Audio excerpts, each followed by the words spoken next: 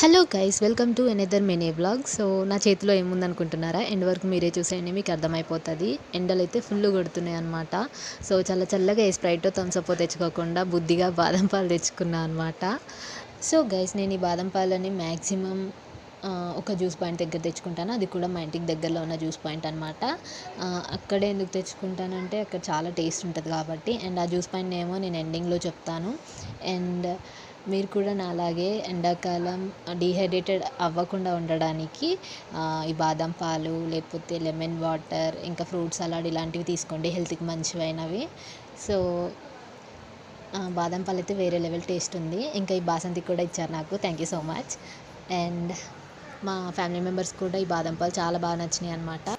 So guys, ఈ juice point name వచ్చేసి Shri Padmavati juice point అనమాట. ఇక్కడ బాదం పాలతో పాటు బాసంతి, సేమియా, సపోటా జ్యూస్, లెమన్ వాటర్, ఇంకా ఫ్రూట్ సలాడ్ ఇంకా చాలా ఉన్నాయన్నమాట. మీరు కూడా కావాలంటే వెళ్ళి విజిట్ చేయండి, నడిగూడెంలో ఉంటుంది. Thank you so much guys.